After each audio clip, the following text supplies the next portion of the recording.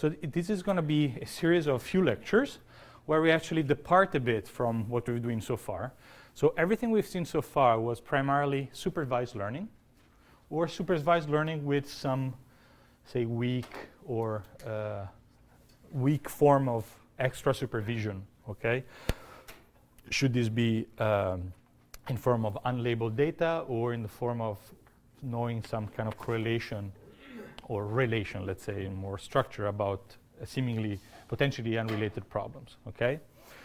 What we want to do today is to actually go back to one of the questions that we swept under the rug all along, which is data representation.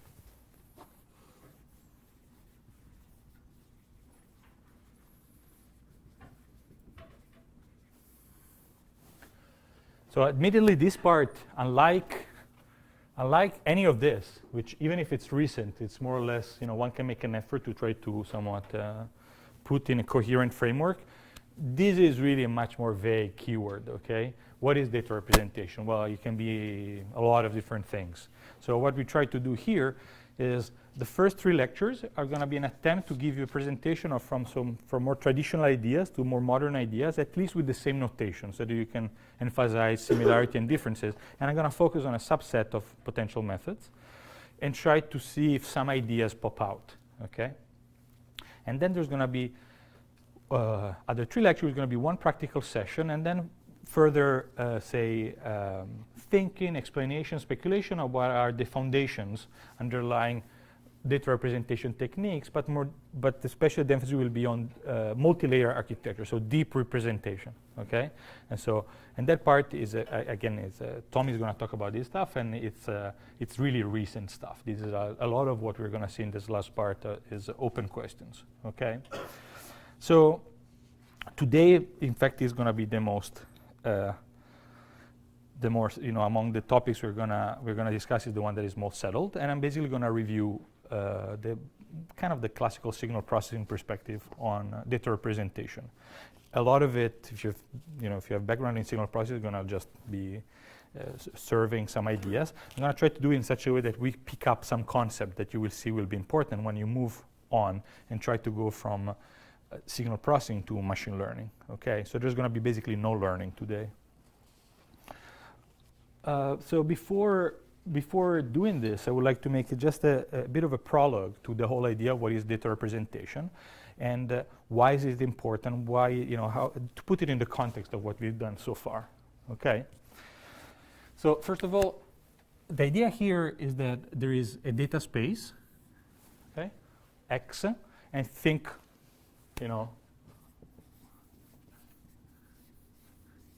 some of the stuff we're going to say works for more general settings. A lot of stuff are going to specialize the discussion to RD, okay, just because it's simpler. So what is a data representation?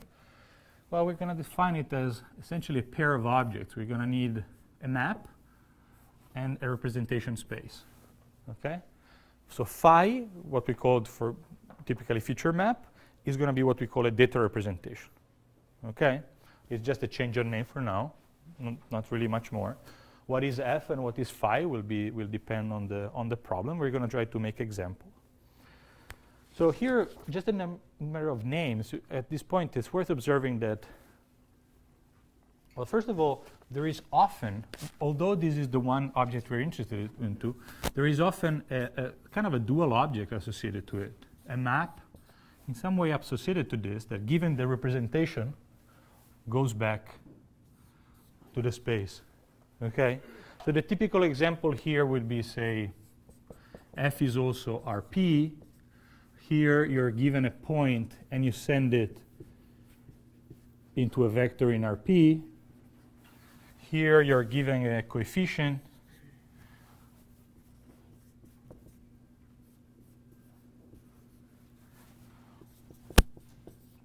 And you want to return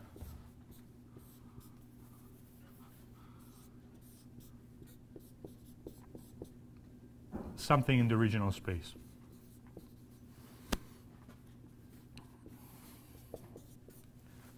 Okay. So in the kernel literature, we would call this a feature map, and sometimes this is called the pre-image of a feature map.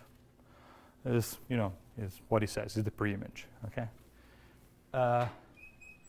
If you look at information theory, okay, these objects kind of appear pretty much the same way. This is sometimes called a coding, okay, or an encoding, and this is called a decoding, okay, or decoder.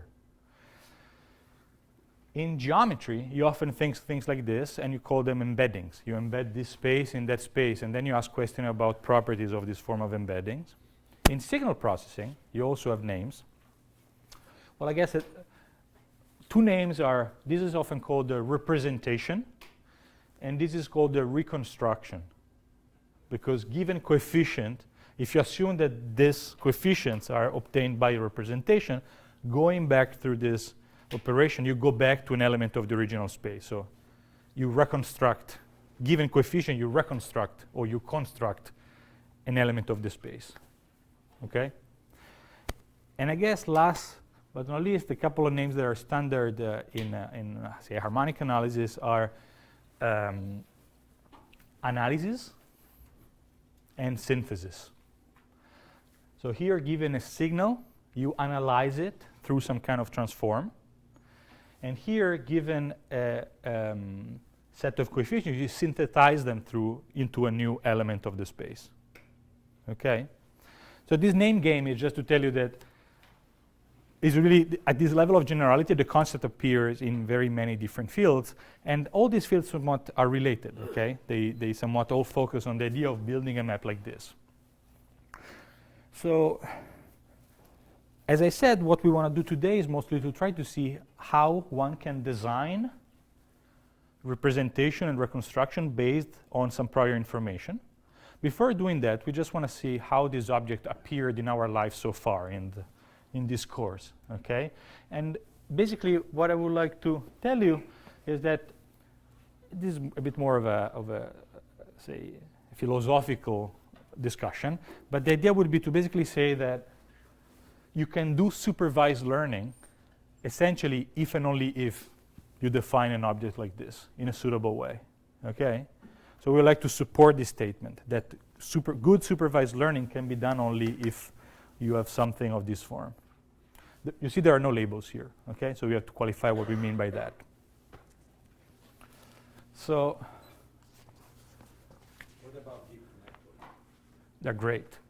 No such Well, now at this level, I don't tell you how I do it. If I optimize it, I mean, I'm just saying that there is such thing, okay? How you learn it is a different business. So I can tell you that this is a composition of 15 different maps, and you want to optimize them with stochastic gradient descent. So this is fairly general. But indeed, there is a point about deep learning or non-deep learning that is going to be apparent in a second. The comment actually, I'm half joking, but there is going to be an important point distinguishing shallow networks, say, from deep networks that I'm going to make in a second. So I'm going to try to make this relatively quick. So remember that, you know, in supervised learning,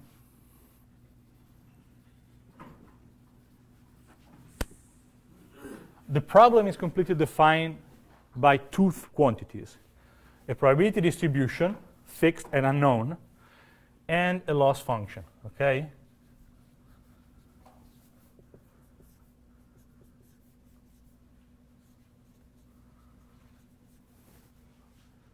Then your problem is to try to find the minimizer of the expected risk. So the expected risk is just the average loss. And here F is, say, the largest space of functions so that this integral is well defined. Okay? Say, in your head, think of it as all possible functions.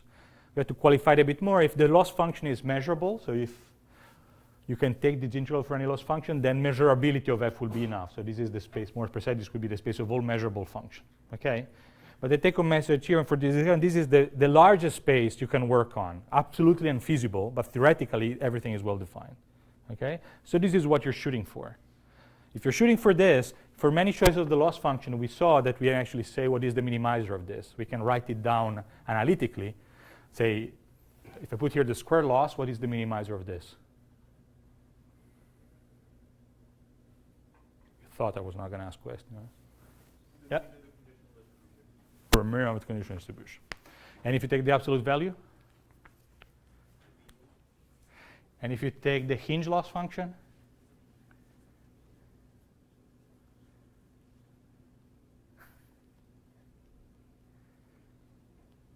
If you take the misclassification loss function, if you put y to be 0, 1, and you put this one to be just the indicator function, what is the minimizer? The what? I just don't. I just hear the first letter. It's like b, m. Base rule, or the maximum of the probabilities. Okay, absolutely. What about the hinge loss? Same. If you remember, it was just really just the same. So there are many cases where you know what it is, but it depends on stuff that we don't know. So we have to go in and estimate it, okay? And if you remember, we actually, so given data, so we need to solve this where rho is fixed but unknown, and all we have is data, okay, in the form of pairs.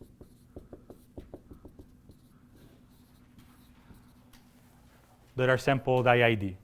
Now, given this, you do get some kind of, you can get some kind of estimator. And notice that here there is very little structure. I mean, it's super general.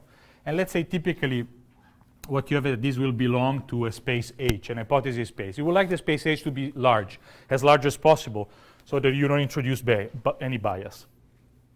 Okay? Now, this is what we would like to solve. This is what you can practically do. Use the data to produce something. And then at this point, you have, I would like you to remind me 1 second, how do you measure the quality of a solution?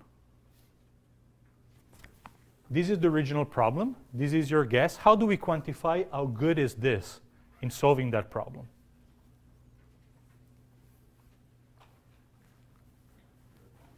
Say again? Which error function? Yeah, the expected risk. So we're going to take the expected risk of this, and we would like this to be close to what? Well, in this formulation, to that. Okay? Okay? So this is just a quick reminder at some point. So I use this notation as a short for this. Okay? This is just a short notation for that.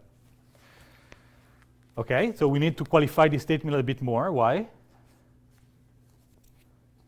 For example, is it okay to say that I want this to go to 0? Yes, it's okay, but I have to be a bit careful, right? Why? What is this? This f hat depends on, and this data is random. So this is a random quantity. So we have to agree what we mean by that. Okay?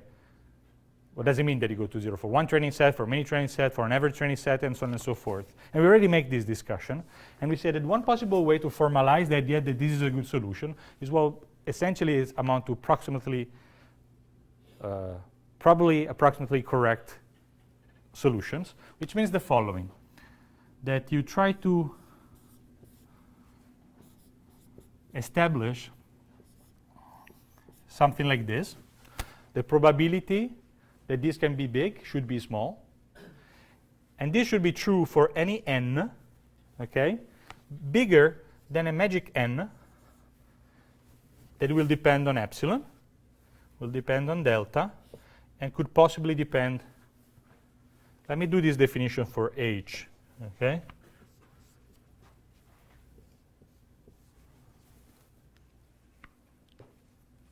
So in words, this says, if I have enough data, I can achieve this accuracy with this confidence. Okay?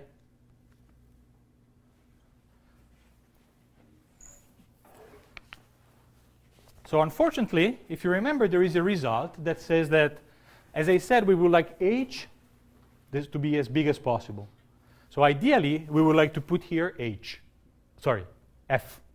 Okay, we like to pick h as big as possible. We like to take an h that is as big as f. Okay?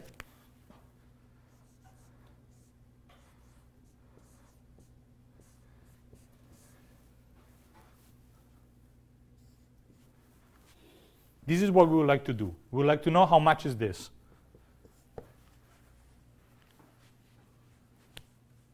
How much is that? Do you remember? For any algorithm, how much is that?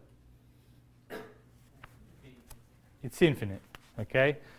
So here I guess one has to be a bit more precise. So we want to take a supremum overall possible distribution, okay? While we can always find a distribution for which that's finite, if we want an algorithm that is going to work well for any distribution on the largest space, this is actually going to be infinite, okay?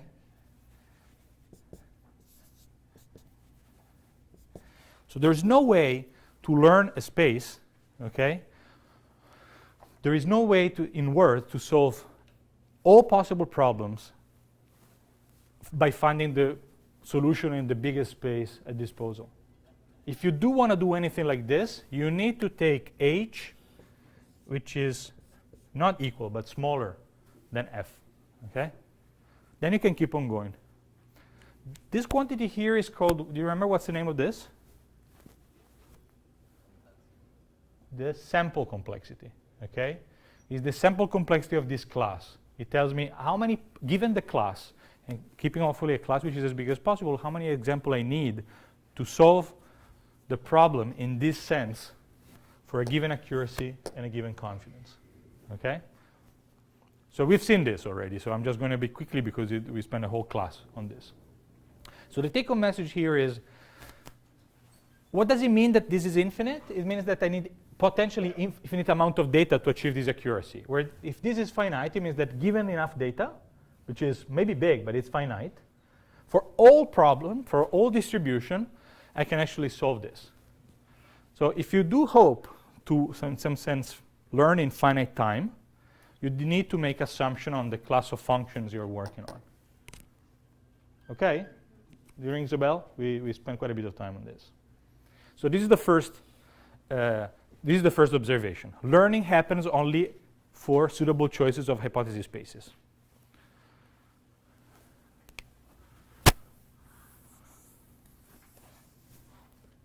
Okay, so there's no free lunch if you don't choose H nicely. Now, the second step we want to take is, if you remember the very first line in the very first class about reproducing kernel Hilbert spaces,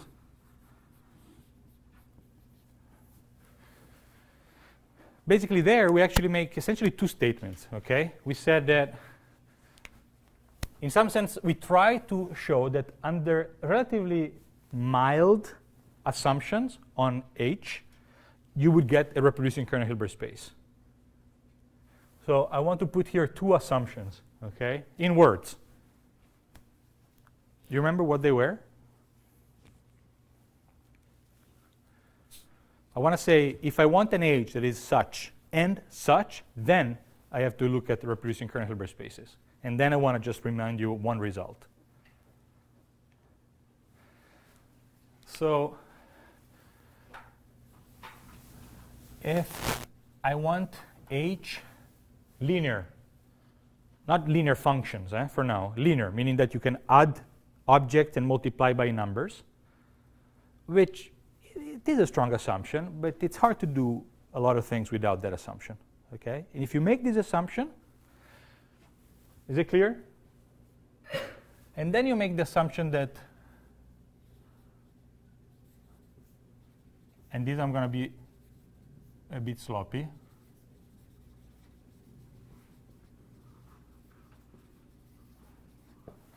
I want to be able to define empirical quantities for all distributions.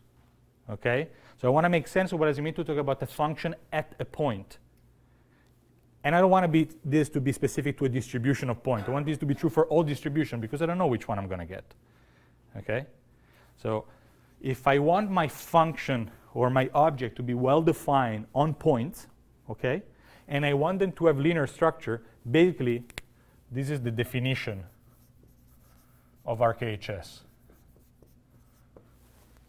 Okay? Do you remember the definition, the formal definition, the very first one? It's the one that looks very exotic, but it's actually just translating in math what we just wrote there. It says that you take a space H, which is subset of, say, the function from x to y, and you assume this to be a Hilbert space. And you see here that I'm a bit sloppy, okay? You actually require a bit more than linear structure. You define the linear structure, you actually define an inner product, and all the stuff that comes with it, okay? So I'm cheating a little bit here. But you see, I'm cheating on purpose because you can see how much, I mean, there's nothing else, okay? If you want, is linear plus inner product. And then, in some sense, this is the mathematical precise version of that in order to make sense of the potentially infinite dimensional setting. And then the second, do you remember the other condition? This is just a definition of, there's nothing interesting here yet, okay? This is the one condition that's going to give us something interesting. You remember how to translate these in equations, or even just in what are the objects that I have to define? The evaluation functional. So I need to be able to say that, there is a constant, potentially depending on x, such that the norm in H controls that, okay? So that you have that point, that the norm convergence implies the pointwise convergence. This is not the important part for today. I'm just recalling you the two definitions, okay? And the take-home message of this is that if you do make two assumptions that are assumptions but are not horribly strong, then you immediately get this. Now, we've seen 15 different characterizations of this space. One of them was in terms of feature maps. And do you remember what he said? He said that if I give you a reproducing kernel Hilbert space, you can always redescribe it using an object that is exactly like that. And it's an if and only if. If I give you an object like that, I can define a Hilbert space, which is a reproducing kernel Hilbert space. And if I give you a reproducing kernel Hilbert space, then it must be a phi that looks like that. So it tells me that H RKHS, too many, okay, is an if and only if H, I'm going to be a bit sloppy, okay, can be written as function of this form. So there exists a phi from x to f such that H can be written like this for some w in f. Okay, and I think for now this is the important thing. So if I have a reproducing kernel Hilbert space, I can always view it as a space of linear functions, of lines, okay, but not in the original space, in this feature space, and vice versa. If you give me something like that, then there is always a reproducing kernel Hilbert space. So what is the take-home message here? Well, suppose that I tell you, how does a hypothesis space that is useful for learning look like? It's a pretty vague question, okay? So we can always find an answer we like. So here my answer is, well, if you want to be able to define empirical quantities and you want some structure on it, linear plus inner product, then it will look like this. And so choosing an hypothesis space will be equivalent to choosing what we call the feature map or a data representation. Does it make sense? Okay. So now we want to just put these two observations together.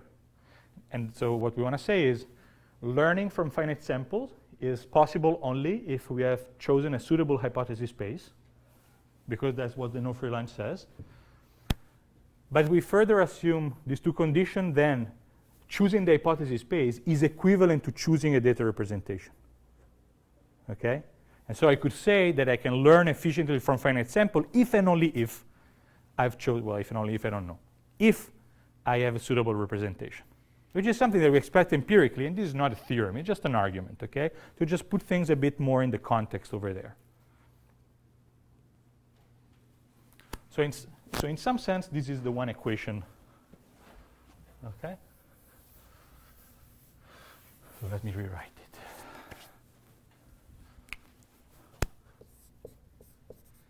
in some sense, this is an equation that philosophically links the unsupervised world of representing data with the problem of learning functions over data. Okay? What do we do? Does it make sense? Okay, I don't want to spend too much time with it. It's more or less a suggestion of how to ground an intuition, which is getting the good features is the really important thing to solve a problem. Okay?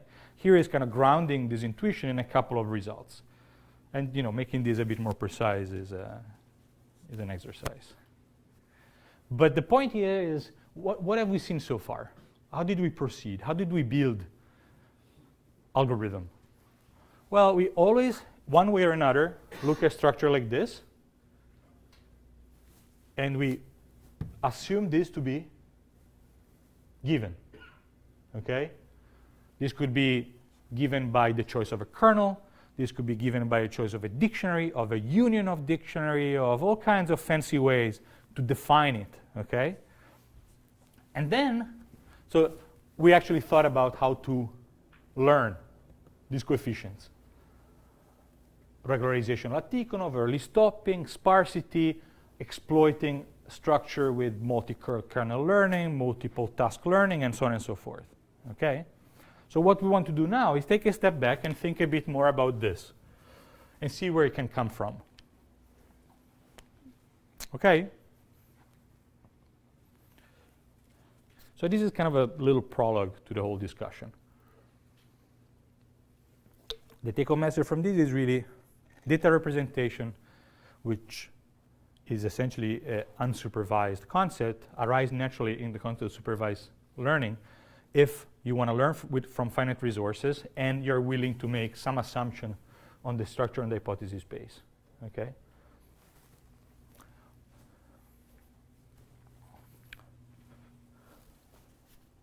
Is the reasoning more or less clear? This is some context. Okay?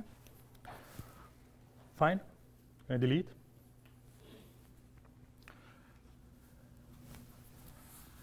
So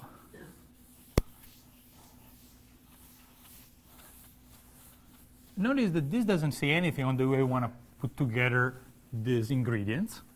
And what we want to do next is, again, as I said, try to review what signal processing would tell us. How to navigate the world of all possible representations. And I'm going to take one specific perspective. Okay? So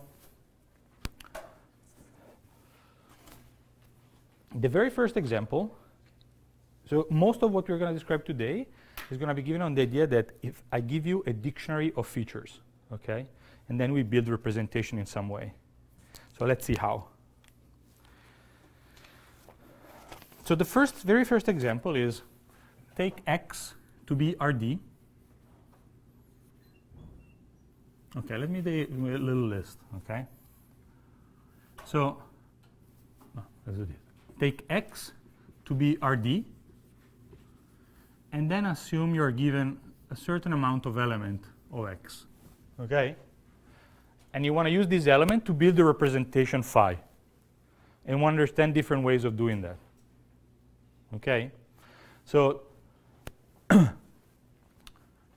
these guys are going to be assumed to be given. And we're going to check different way to put together representation given elements like this and different assumption we might want to exploit. Particularly what we want to remember is the case where, let me call this D. This in general will be called a dictionary, and this can be called, they're taking a picture of us. And this is going to be called atoms, okay? So the first case will be, say, orthonormal basis or unitary representation. The second case is going to be where we try to move to more general bases, and we're going to introduce the notion of frames. Okay, and see how you can go from orthonormal basis to something more general. And then we're going to start thinking about general dictionary.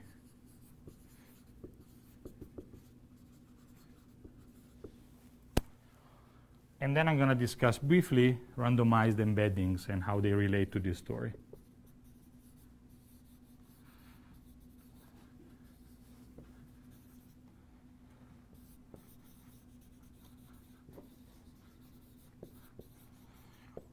and we are somewhat going to bridge, and give hints about how compressed sensing, which is a topic that receives a lot of interest, and is essentially doing something like this, is related to this kind of ideas. Okay. The purpose of this is to just review relatively quickly ideas that you should have seen one way or another, and then if you've not seen, it's good to see because they're simple enough, and try to pinpoint some concepts.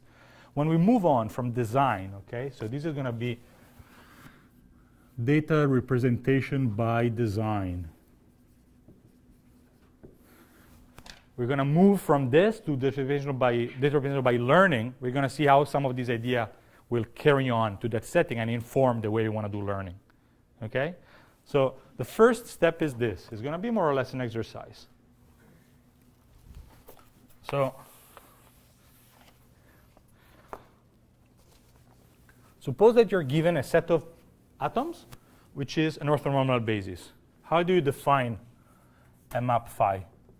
Well, the map, first of all, is going to be from RD to, say, exactly RD, right? Because that's an orthonormal basis. And then how would you define? So you would send X to what? So how would you define a representation, say a set of coefficients that are going to describe X, given an orthonormal basis? Sorry? Of what? I give you one element. X is a point. I give you this, guys. I give you an orthonormal basis. This is it. So what do you do? Project the element of one of these elements.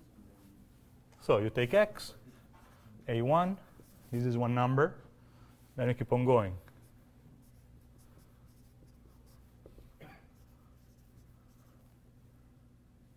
D. Okay? So this is your phi X. Fair enough? It's a linear representation, okay?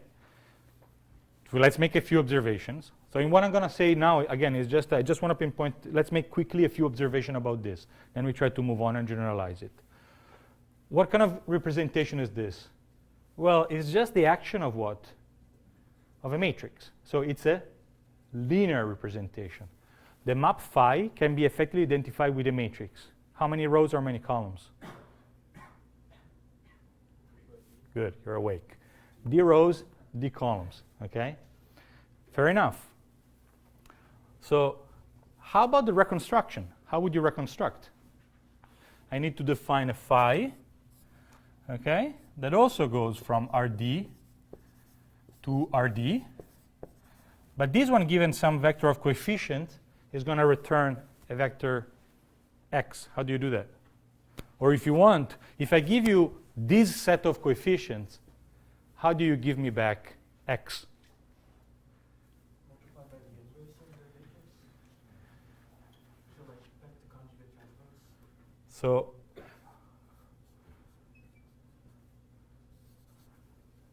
you take beta and you send it here. Let's write it explicitly. What is this? Can you write it this explicitly in terms of the atoms? Yes, what is it? It's just the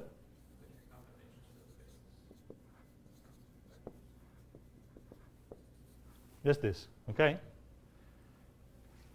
It's not going to be, it's going to be more interesting at some point. We just want to do this quickly, okay?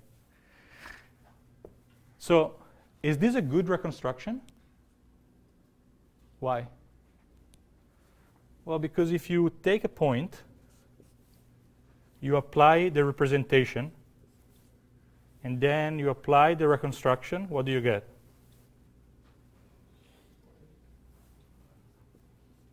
The point. So this is an exact reconstruction, okay? You can get the guy exactly. In the case of orthonormal basis, you can just get it just right. Yep. Is that a desirable feature Well, in general, to be able to have it invertible?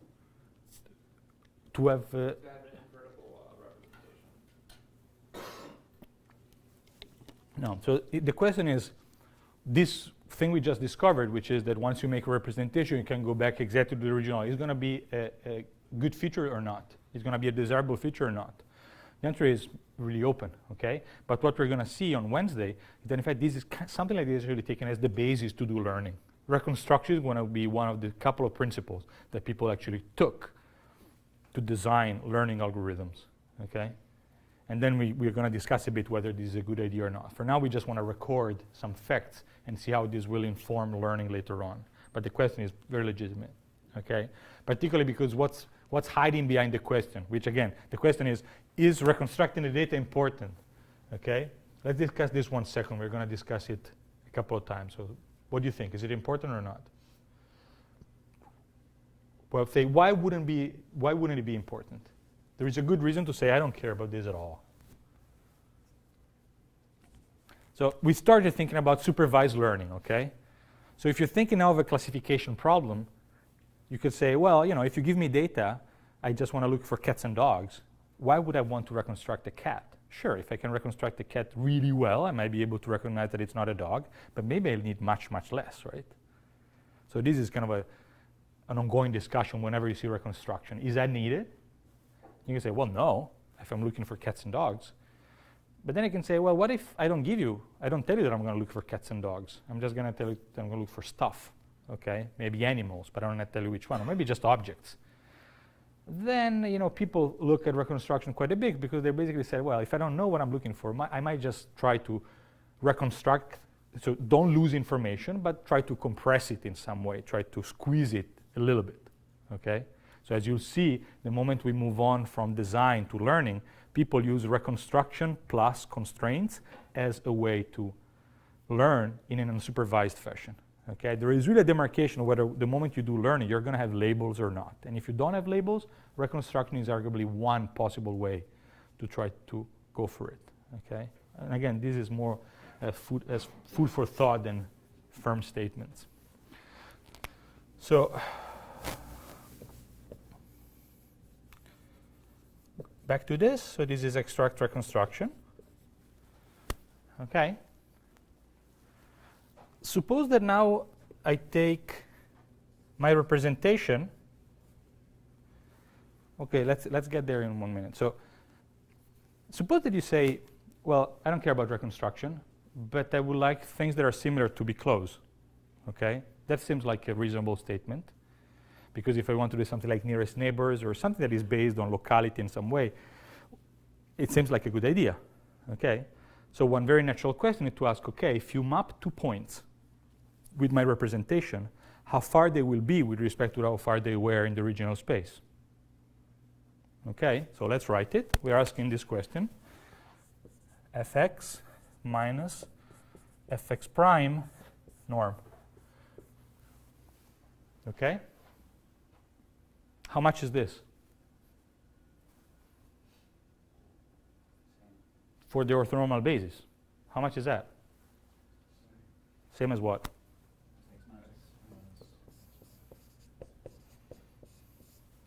It's just this, okay? In other words, let me just write it in a slightly, in the basic form. For any x, because this is an orthonormal basis, you have this equation, which one is a form of Parseval identity. Okay, it says that the norm in the original space or in the representation space is the same as everybody. This means that this defines, that the representation defines what? How do you call a map with this property? An isometry, okay? You just preserve all distances, not close ones, all of them, globally, okay? This is just a byproduct of being linear and orthonormal, okay? And if you want, in other words, what you can check is that, let me write it here, that if you take phi,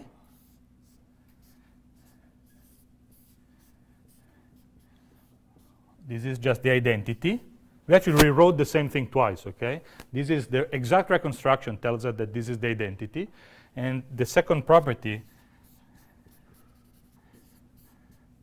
tells us that this is also the identity. All these things are the same. So the matrix phi is what we call the unitary or orthogonal matrix, okay? The one that compose, if you want, is the one, as he said, that for which the inverse is the conjugate, is the adjoint. Okay, fair enough. I mean, again, this is just, this should be basic. I'm imagining that you've all seen this before. We're going to work a bit and try to extend this, okay?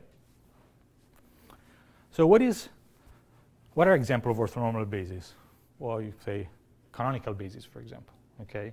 If you take signal processing, what is a standard example of basis? The Fourier transform, the discrete Fourier transform. Okay?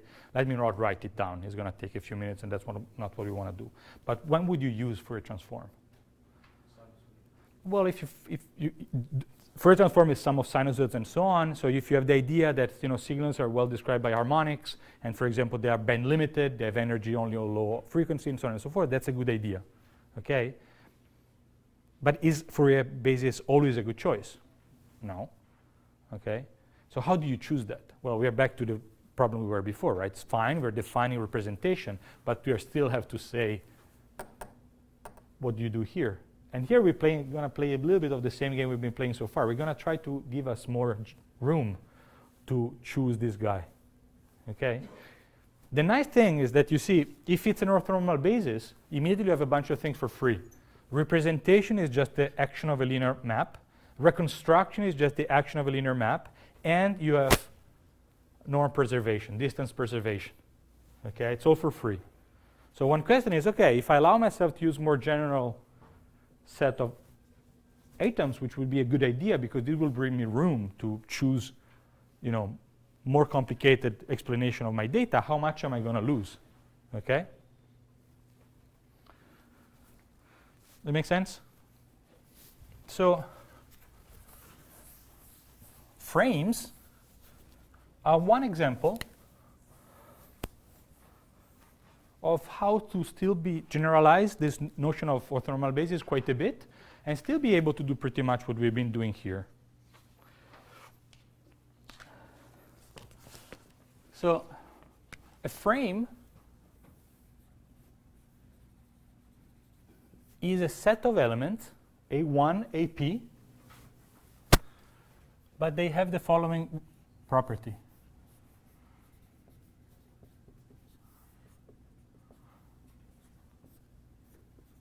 So they're not necessarily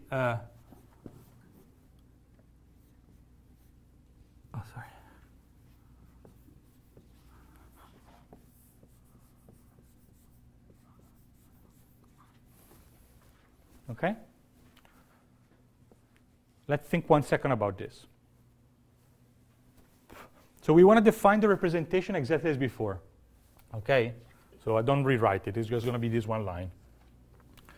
Same thing here. So phi x is going to be equal to x aj, j from 1 to p. Okay? I write the vector as a sequence. So what is this? It's a norm of what?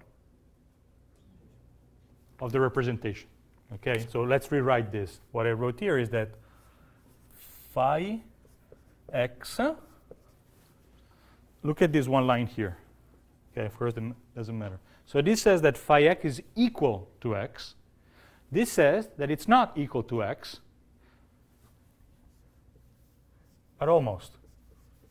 It says that there is a constant here, another constant here, for which this is true. Okay?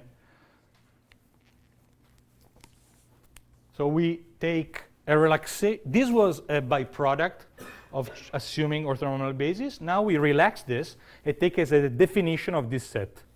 Okay? So what we want to do now is think 1 second what are the implications of this, and then try to see how this property still, we want to go through each of these properties and still see how they still hold in this setting. Okay? So let's start from the bottom. Well, this one will not hold because we just relaxed it. But what does it say? Well, it says that this is still linear, okay? So one thing that I could do is could apply it to not one but two elements. And I could compare this with the distance between 2 points in the regional space. And what would this be?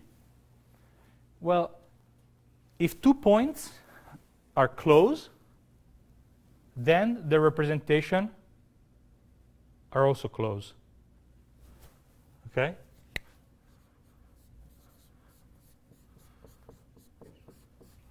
Any pair of points, in particular, that are just the same, will be mapped exactly in the same. Okay? But the other direction holds true. What does this mean?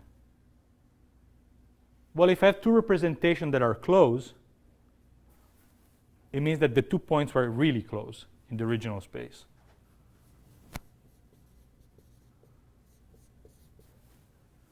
So this is, if you want, is what is called this. I think it's called the stable embedding in computational geometry. You basically say that when you embed 2 points, the distance, are somewhat preserved up to distortion factors that are A and B. And of course, here I'm assuming that A and B can be the same, but they're bigger than 0. Okay. Still not square. Yes. Yes. Thanks. Okay. So frames, by definition, define stable isometries. Okay. Or if you want, representation that preserve distances, although they don't define isometries. Okay. So far, so good. So in particular, you'll notice, well, nothing. What about the other properties? Well, so let me just take the Parseval identity away.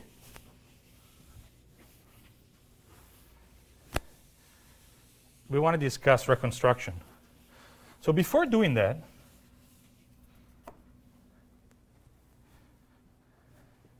see if we can, this is a good point.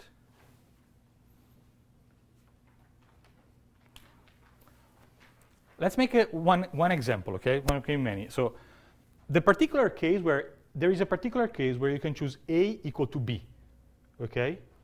But still not have an orthonormal basis.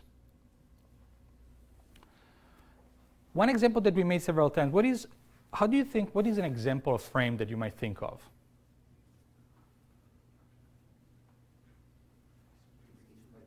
Say? Multiplication by 2. Yes, you can multiply by 2, but then you really just have an offset factor.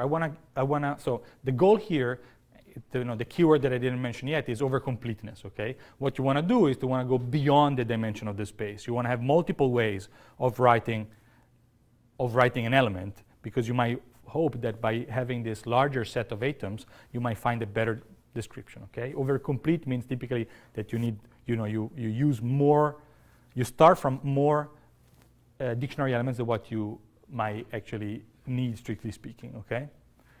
So how would you build one frame?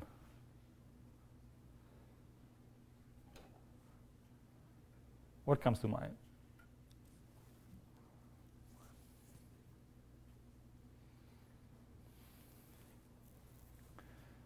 Again, so you want to do more than having an orthonormal basis. Two orthonormal bases. Okay? Why? Well, what would you do? You take two orthonormal bases. So now you have twice as many elements. So P is going to be 2D. Okay? How do you ensure that this property holds? Well, in fact, you just have to renormalize, right? Because all you have is that you're going to preserve the norms, okay? All you have is that you just have a factor, because you have more ways to write down the same element. So this is actually going to be a frame where this is going to be equal to the norm, okay? But depending on whether you normalize or not, you might have a coefficient. And does it matter that I took 2? Well, no, of course. You can take as many orthonormal bases as you want. And all you're going to have is that this is the number that is going to change, okay? The frame, what is called the frame coefficients. So that's the basic example. In signal processing, the idea would be, for example, I have sinusoids, because my function, the classical example that people look at is the one where you have a signal that maybe is smooth somewhere, and then say, yes, some irregularities. And so if you want to use sinusoids, you need very, very teeny tiny sinusoids to capture this kind of stuff. And then you need something else much more smooth to capture this. Okay. On the other, you could say, well, can you just give me something that is more spiky? Maybe, for example, Dirac-like functions. Sure, but if you use only Dirac, you're going to need a lot of Dirac-like function to explain this. But if you take sinusoids and Dirac, put them together, you might hope that you need just very few sinusoids for this part, and then maybe just one Dirac here will be good enough. And so you see here that what you have in the back of your mind is not only to be able to describe well, but also to describe well in a concise way, okay, in a somewhat minimal way. Okay, so this is the basic definition. You see that it just comes from, one way to interpret it is it comes from a relaxation of the isometry requirement on the representation in our language. And then the next question is, and union of orthonormal basis is the simple example. And then the next question is, how do you do reconstruction here? Okay? Well, it turns out that it's almost as easy as it was in the orthonormal basis case. So remember, in the orthonormal basis case, you just needed to do this, okay? So here, where is it? What you need to do is that instead of the original atoms, you need to take some other atoms that are obtained this way.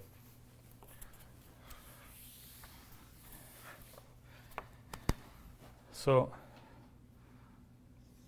phi, we agree, is going to still be a matrix, okay? How big? P by D, okay? Then what you can do, we need to define this quantity. So this is P by D. This is D by P, okay? In general, these things are not going to be, this thing is not going to be an identity, okay? It's an operator. Before it was just an identity, now it's not going to be an identity anymore. Is that clear? So this is what is called the frame operator. It goes from RD to RD. Let me call it T. And we claim that this operator is invertible. Okay, so if this operator is invertible, what I want to do now is that I want to define. So first we say T invertible. And I would like you to help me to prove it. And two, I would like to show that if you define this to be just the operator T to the minus 1 applied to AJ, okay, then if I define phi this way, then I do have exact reconstruction. So if I define the reconstruction to be not on the original basis, but what is called the dual frame, then I do have this property, okay? So we want to check this, and we want to check this. So again, the claim here would be, if I relax the Parseval identity to hold only approximately, then I'll be able to do exact reconstruction just by a linear operation that involves an inverse, because the inverse is well defined. Okay? So how do we do that? Well, first of all, why is it invertible? It has no zero modes. Sorry? Because it has no zero modes. It has no zero eigenvalue. From where you see, so what you just said is that it doesn't have zero eigenvalues. It's right, but from where do you read it on the board? The inequality is there. And I 0 and 0, it will have to be 0. That's correct, okay? Because what you see here is that I can simply rewrite this how? This is phi x times phi x, right?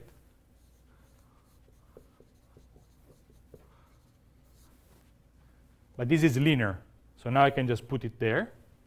And so I have that this is equal to this. Correct? But then it means that I can rewrite the frame definition as follows.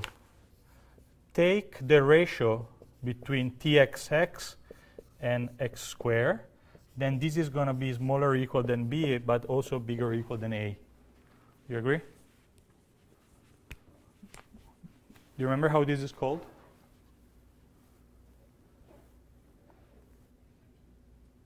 You remember what is this ratio called? It's called the Rayleigh quotient, okay? And if you go on Wikipedia and you check what is the Rayleigh quotient, you can see that it is actually maximized by the maximum eigenvalue of the matrix T, and it is minimized by the minimum eigenvalue of the matrix T. I'm talking about eigenvalues because it's easy to check that this matrix here is symmetric and positive definite. Okay? But then what you read here, we're not going to prove it. It's pretty easy to show that this is maximized by the biggest and smallest eigenvalues. Basically, you use Lagrange theorem. But what you see here, that this at this point says that the minimum eigenvalue is going to be bigger than 0. It's going to be controlled by A, and that the maximum eigenvalue is going to be controlled by B. Okay?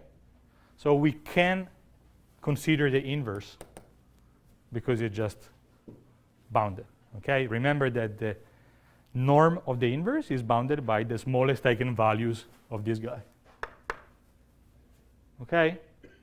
So it's relatively easy to see that the operator is invertible. So how do you know the eigenvalue is not 0? Say again? So how do you know the eigenvalue is not 0? Here is well, here I take it by definition, right? It's from here. So I assume that you give me a dictionary for which this is true, and I just show you that just rewriting the definition, then it is invertible. So if you have this definition, then the smallest eigenvalue is different from 0 because A we assume to be bigger than 0. Okay, so if you want, we always make this assumption, okay? Otherwise, this one part will be empty. Okay? Just like an eigenvector with 0 eigenvalue in there, you will get that the middle thing is 0. 0 divided by the norm of the eigenvector. So it would be A less than or equal to 0. Yeah. Yeah. So the thing to prove is that it's minimized by, the only thing to prove there is that it's maximized by the biggest and minimized by the smallest. It's clear that if you put any eigenvector here, what you get is just the eigenvalue. Okay. So far so good? So we know that it's invertible, and so we know that we can consider this. So how do you prove that this is an exact reconstruction? Well, you just write it. Okay, you just write what we just said. Okay, you have to take here x, so you have to write phi of x. Okay, and then you have to apply this. So you have to take phi of x j, and then you have to apply to a tilde j and sum over j. Okay, and this I leave you just to finish. If you do it, okay, you get that this thing here just become exactly t minus 1 t x. Okay? But this is equal to x. Yes? It's just a statement that psi is the pseudo-inverse of phi. Well, the pseudo-inverse, so the pseudo-inverse is not quite that, right? So when you say pseudo-inverse, it means that the matrix is not invertible and that you actually won't be able to reconstruct by applying the pseudo-inverse, but you will only be able to take anything which is not in the null space, right? So here he's actually saying more. He's saying that if instead of taking the, that we can actually go in and reconstruct this exactly. Well, I guess what you're saying here is that phi is invertible. No, yeah, I think it's actually saying that. You're right. So because Yeah. Because essentially in this case, So the question is this saying that this phi is the pseudo-inverse of that? Yes, essentially yes. And he's saying that no, it's not the adjoint as it was before. It's something a bit more complicated. And is this thing here, okay? So it's t minus 1 phi star. Okay? So this I literally leave it to you to prove because what you do is just that you plug in here the definition of t minus 1. And if you write everything down in matrix notation, you literally get this. So I'm just skipping one step, okay? So I encourage you to do it just to see it once. So this is kind of interesting because, okay, first of all, frames are fairly a fundamental object that you find all over the place. Okay, a lot of the bases that we build when we try to be a bit more creative, like wavelet bases, window Fourier transform and so on, are not orthonormal bases, but they will satisfy these kind of conditions. And then for free, you have that you can do this kind of, reconstruction, and you do also know how distances are changed. And two, it's really elementary. Okay, there's nothing more than this here. So, yes. Is P always greater than B? Mm-hmm. In this case, I'm assuming P is always greater than D, because again, otherwise you won't be able, so you won't be able to do this, right? Because essentially if you project down, so if you don't take P, of course here I'm assuming that my data truly live in the whole space. If the data live on a subspace, you might be able to do something better. But here I'm assuming if my data truly live in the whole space, then if I choose something smaller than a basis, it means that I'm projecting them down in some subspace, and of course I'm not seeing anything which is not in that subspace. Okay? Okay, fair enough. So this is like basic. What are we leaving out? Well, notice that everything here has been linear, okay? So these are all linear representations. They're all the action of a matrix to the data. So it can be all explained by something like a rotation, and then some, if you diagonalize the operators, and now our operators are nice, you can always see this as some kind of rotation plus squeezing in certain directions, okay? What about nonlinear representations? Well, nonlinear representation would correspond to doing something. So by doing a linear representation, we are assuming that, sorry, let me just ask you a question first. We have data, okay? The data lie in some high dimensional space RD. And here we're doing linear representations. For what kind of data set it would be a good idea to do linear representation? Well, representation here is just the action of a matrix, so it means there is some rotation plus some multiplication by eigenvalue. So it will be a good idea if my data lie on a linear subspace or on the whole space, okay? But we claim from the beginning that maybe the data don't lie on a linear subspace. Maybe they have some kind of nonlinear interaction between the different coordinates, okay? So one idea here is that what you can do is, instead of just taking a basis, now take many features, and then just try to understand which one of them are important. But we already discussed something like this, right? The idea of building a big dictionary, and then instead of just doing just some linear operation, do some nonlinear selection of elements that were important to describe this signal. When did we see this?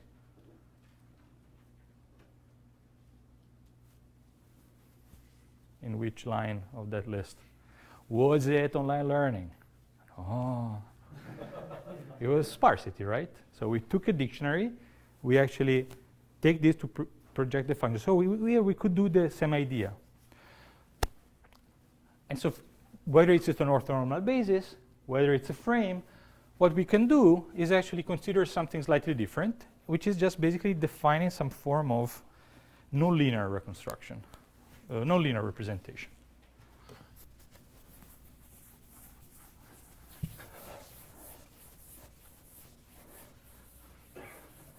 So you further relax and you say, well, given my data, and given the dictionary, I want to find coefficient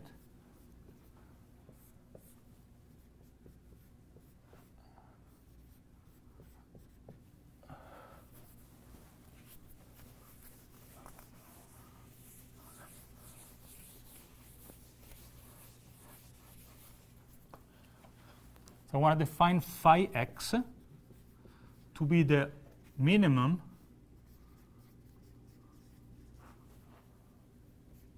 of this. Okay? So I don't know, I might not, if you have an orthonormal basis, I think you might have checked in your problem sets that you actually can give a closed form solution to that. The case of frame, I'm not sure. I guess you can still do something nice. In general, you don't have a closed form solution. You cannot just write this down as one nonlinear operator, okay? You have to solve an optimization problem, which is itself if you want a nonlinear operator. Do you remember how we proposed to solve this?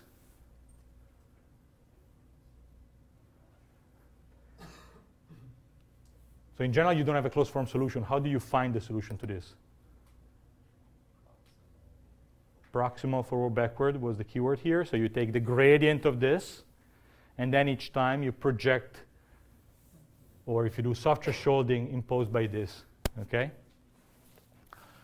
So notice that this is true even for more general dictionaries than frame and orthonormal basis, okay? I can take anything that makes sense here.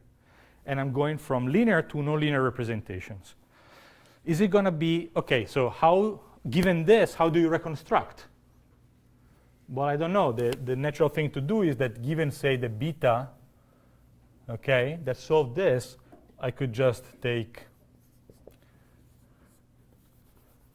phi beta to be this, okay?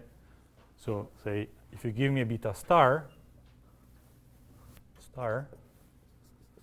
I'm just going to reconstruct linearly.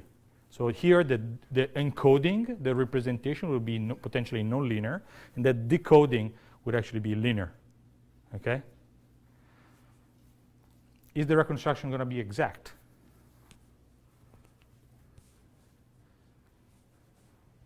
This was one of the rules of the game, right? We tried to get rich reconstruction that were exact. Is this going to be in general exact? No. I mean, in general, this won't be exact. It will be approximate. You would have that. You're seeing it from here, right? You could hope to have that under certain condition you might be able to do this, okay? And if you remember when we described sparsity, we said in general it's impossible. If it so happen that this guy just needs very few coefficients, meaning only really coefficients here are different from 0, maybe then we can make this encoding decoding exact, okay? How about distance preservation? Same, it's not clear, okay? It's not clear how this is gonna distances. What you see, I think, is relatively easy to prove that you're still gonna have something from above, meaning that if 2 points are close, the representation should be close enough. But I think in general it's gonna be very hard to try to prove the reverse, okay?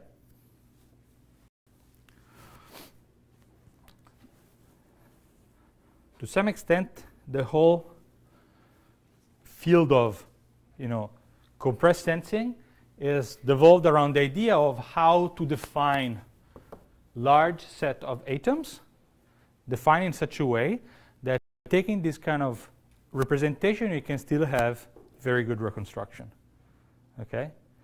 Or ideally, even perfect reconstruction. So again, the comment here is, if you move beyond frames, okay, or even if you just keep it in frame, you want to do something beyond just linear representation, you want to consider something nonlinear, then one possible way to do it is this, okay? Where what you're going to do is that rather than just projecting in a linear way, for each point you're going to get a different representation, okay? So I say that for this point you need, say, the first 5 elements. But for the second point, you're going to need other 5 elements, okay? How does the space of points look like? When would this be a good idea? So if I take in something linear, we said it's going to be a subspace, okay? Say in something like a hyperplane, for example.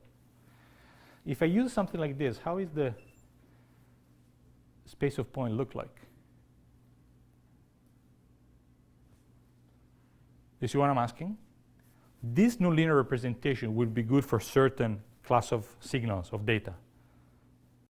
Okay? Which ones? We already asked this question in the case of linear representation, and we said, well, it's going to be a linear subspace. What about this? How does the class of data points for which this is a good idea look like?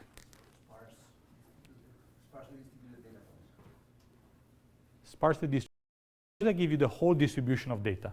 How does it look like? Is it what? Right, so he's saying it's a union of linear subspaces. Why is that? You agree? Because you have this representation. So you have, say, in a 3-dimensional space, instead of an orthonormal basis, you take a lot of different vectors, okay? And then what you do is that for each point, you go and pick up the set of vectors that is useful for that point. Then you're going to have that, say, there's going to be a bunch of points for which you need, say, I don't know. Let's say that the points are sparse 2, okay? Then you're going to need this hyperplane, for example. Okay, I'm not considering an offset here. Okay, so this actually should pass through the origin, but you can easily add an offset. Then you take another bunch of points. How would they look like? Well, they look like some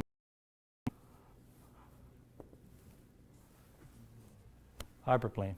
Okay, so it's not a linear space, but it's a union of linear spaces, and these are defined as all the possible linear subspaces that I can pick of a certain dimension from that set of from the linear subspaces defined as subset of these atoms. That make sense? Okay. So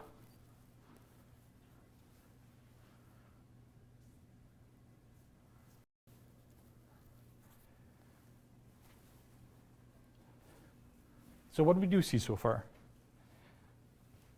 So we started, let's just recap 1 second, and then I'm just going to point towards what I'm going to tell you on Wednesday, because I don't want to spend too much time on this. I would like to talk to you about learning. Okay. First of all, we said, what about data representation in the context of learning? So data representation at this level of generality appears in a lot of places: information theory, signal processing, kernel methods, geometry. What about what we've been discussing for the last 3 months? Okay. Well, one claim is that the notion of representation is intimately related on the possibility of doing learning from finite data with structures that are somewhat rich enough to do good computations. Okay. And this is kind of a bold statement, okay? And it requires some specification. But that's kind of what we did at the beginning. And then we said, okay, let's think a second about how this question was phrased and asked in the literature, okay? And let's stick to signal processing, where there is a long literature about representing signal. Well, it turns out that in signal processing, a lot of literature was devoted to somewhat allowing flexible enough framework to actually design representation. And everything was relying on having a dictionary given. Okay? You can even have some kind of, depending on the notion of the dictionary, you can have different computations. So if the dictionary is super simple, then you have, well, super simple, I don't know, but if it's an orthonormal basis, then you have that you can easily represent, reconstruct, and a notion that comes out, which is not obvious why it's interesting, is preserving distances, okay? No, it's actually obvious why it's interesting, but it's not obvious why it should come out for free, okay? But it turns out that this idea of reconstruction and distance preservation are two ideas that somewhat pop out naturally in this discussion. Then you move on to frames, and you see that in fact just by relaxing the distance preservation requirement, but just keeping it strong enough, you can actually allow still exact reconstruction and so on. And then you move on to a wilder world where you might not have closed form, but you can actually move beyond linear representation into nonlinear representation, okay? And again, here I'm just giving you a bit of a glimpse in this, and there's been a lot of work, for example, in allowing to answer some of the questions like, when can you reconstruct, okay, when you do something like this? Under which condition you can do exact reconstruction? And it turns out that, the keyword here is this kind of, rest in peace, restricted isometry property condition that turned out to be very much related to the frame-like conditions, okay? Exactly condition that say, oh, if I can preserve distances in a suitable sense, I'll be able to reconstruct. But we don't want to discuss about that. This is just a pointer. So what's annoying in the story so far is if of machine learning? Well, a few things, but one in particular. How do you choose the atoms? Okay? How do you choose them? Well, you don't. You assume that it's given. But the idea here is now, well, but if I don't know anything about my data, okay, or if I know something but I'm not given any data, well, probably there's nothing I can do to just invent them and design them in some way. But suppose that I give you some data, okay? So we change the game now. We say, well, I give you now data, okay? I have x1,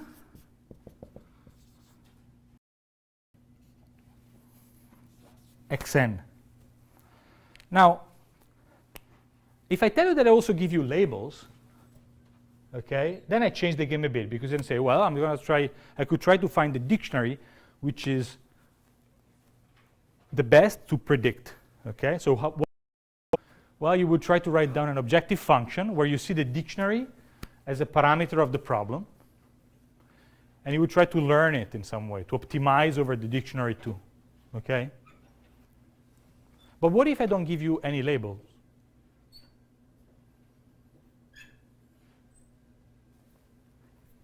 Well, if I don't give you any labels, you have to decide what kind of objective you're looking for, okay?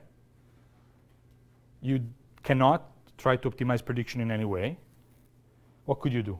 At least two things that you could come to your mind.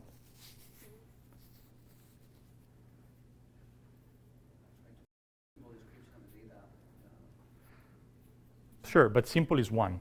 So one guess is, well, it will be very important to provide a simple description of the data. Absolutely, okay? But then this is not enough, because I could just say, well, send all the data in the number 1. That's super simple. What else do you need?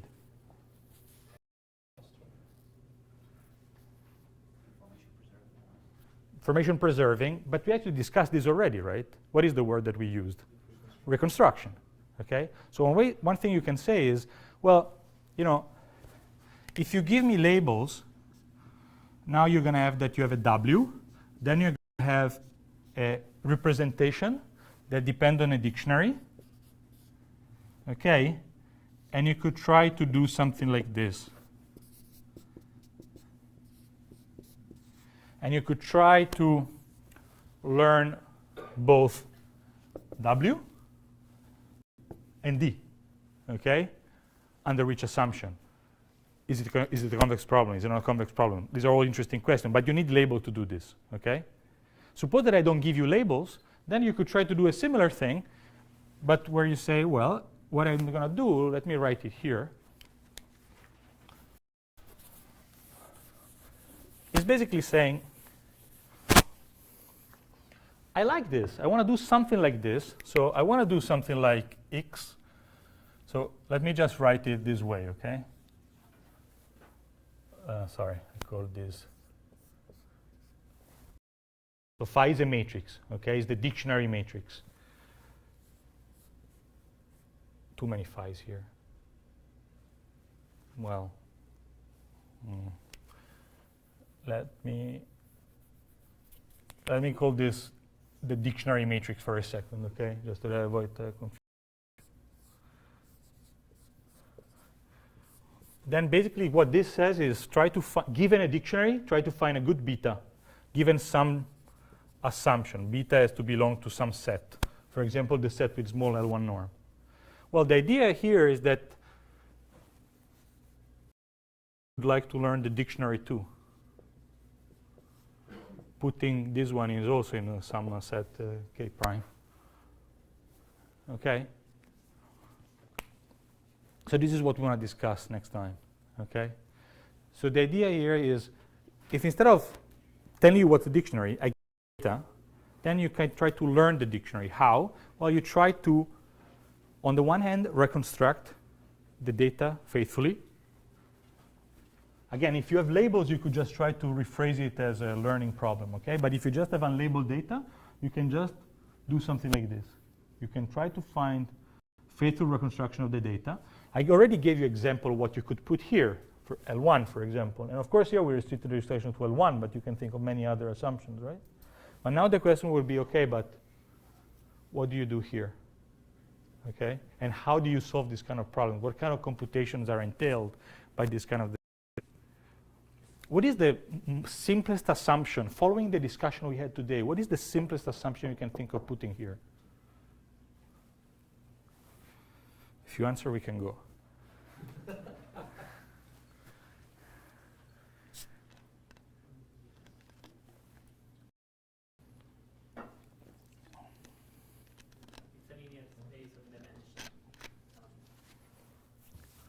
This is a matrix, okay?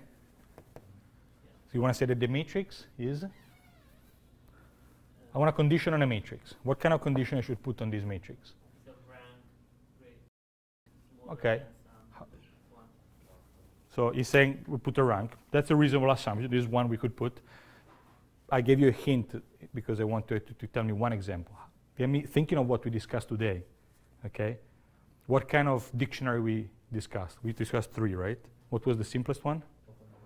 We had frames and then we had something else. But let's start from orthonormal basis. Okay. What does it mean? If I give you a matrix, which is an orthonormal basis, what property does it have? Then when you multiply by its transpose is the identity. It's orthogonal, okay? So one, just to give you one example that we're going to look at at a time, well, just put it here, okay? Just put here that this has to be an orthonormal basis, okay? And see what you can get.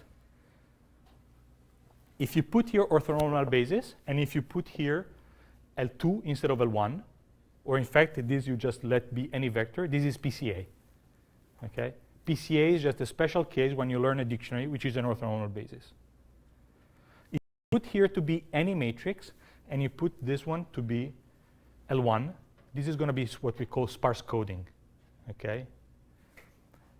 If you put this one to be any matrix, and you put this to be the canonical basis in RK, okay? So just a finite set of vectors, 0, 0, this is going to be k-means.